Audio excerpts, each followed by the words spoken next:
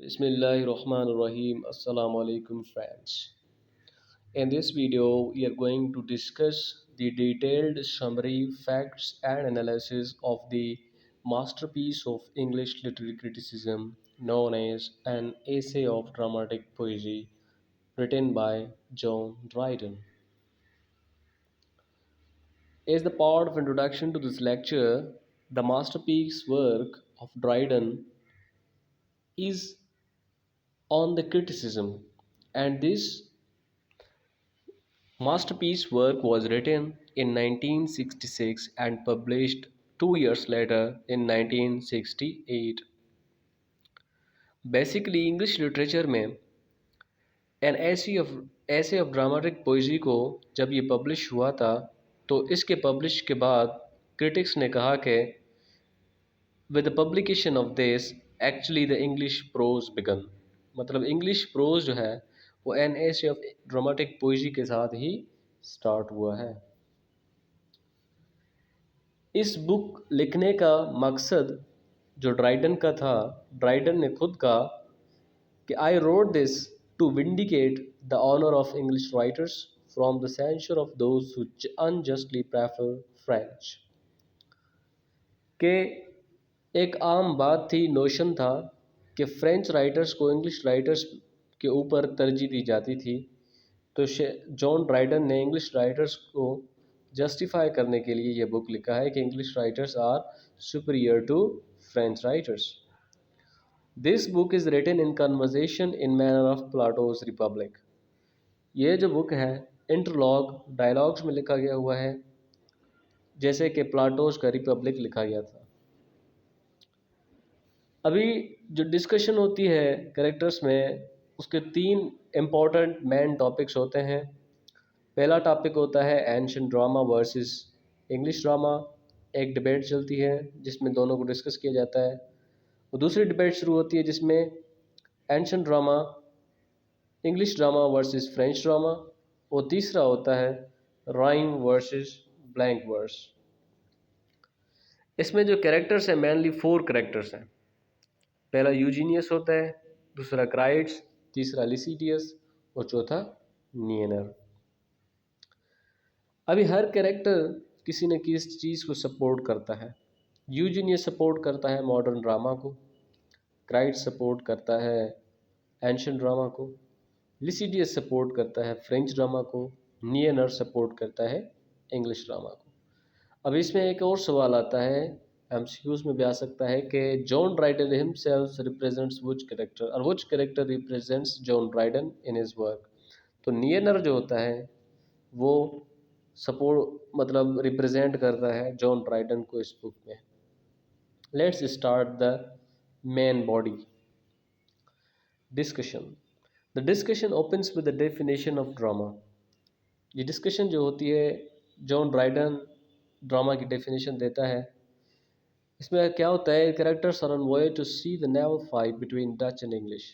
4 characters होते हैं जो एक बोट पे जाते हैं, इंग्लिश और डच के बीच में एक जो नेवल बैटल लगती है उसको देखने के लिए। तो ड्राइडन पहले ड्रामा को डिस्क्राइब करता है, नीचे देखें।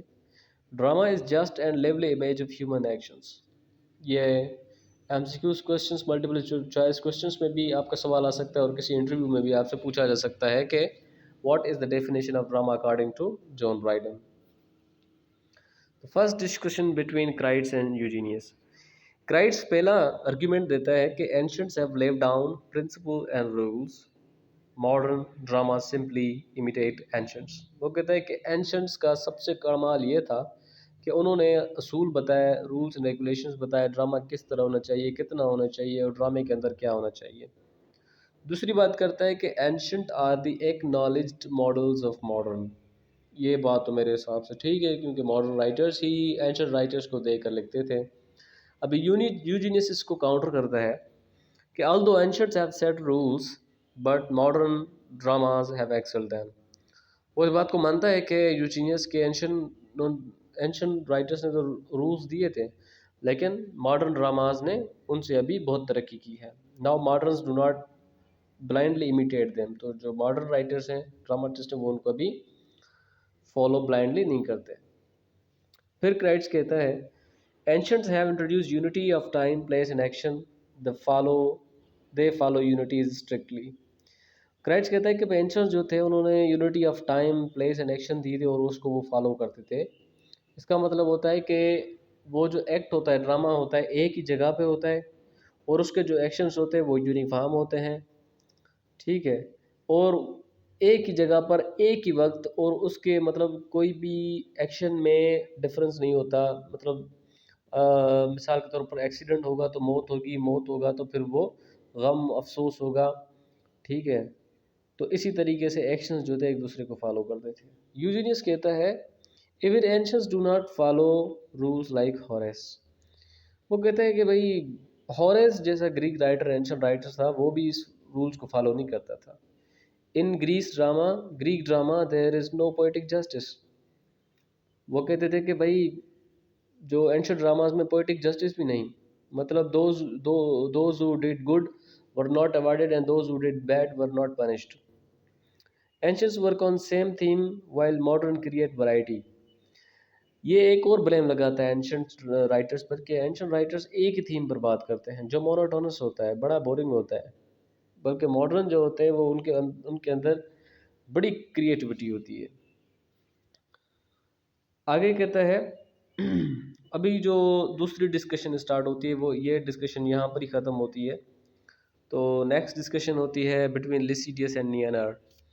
लिसिडियस मैंने आपको बताया था कि he supports French writers while Neander supports English writers, dramatists. तो लिसिडियस पहला आर्ग्यूमेंट देता है there is no English dramatist equal to Corneille. Corneille भी एक फ्रेंच ड्रामाटिस्ट होता है। तो नियनर कहता है Elizabethan writers are the greatest adherents to unities. They prevent death. They prevent depth. Deviation give diverse themes. अच्छा, पहले इसको लिसिडियस को देखें। French strictly follow ancient rules of unities. मतलब फ्रेंच जो है वो एंशंट जो रूल्स हैं जो एंशंट ड्रामाटिस्ट ने दिए थे उनको फॉलो करते हैं। English tragic comedy is also so absurd. English जो अभी एक खास किस्म का प्ले है जिसमें ट्रेजिडी भी होती है और कॉमेडी भी होती है, उसको ये एब्सर्ड कहता है। तो नियनर इसको अच्छी तरीके से काउंटर करता है कि Elizabethan writers are the greatest. एक तो बहुत अजीम है इंग्लिश राइटर्स जो, जैसे शेक्सपियर है, मार्लो है, बेन जॉनसन है। दूसरी बात कहते हैं एडहेरेंस टू यूनिटीज़, वो यूनिटीज़ को भी एडहेयर करते हैं। Prevent depth. अच्छा, जो प्रिवेंट डेप्थ मतलब जो अगर आप यूनिटीज़ को ही फॉलो करेंगे तो जो गहराई होगी किसी चीज़ की, किसी थीम की, किसी मोटिव की, वो मतलब बाहर नहीं आती। Deviation give diverse deems themes. मतलब आप डिविएट कर जाते हैं ना किसी भी ड्रामे में तो आपको बहुत सारे लाइफ सिचुएशंस के आपको थीम्स मिलते हैं।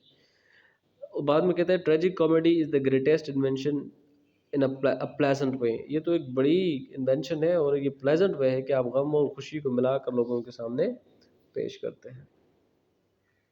फिर लिसिडियस कैसा है कि the French don't overload played with plots.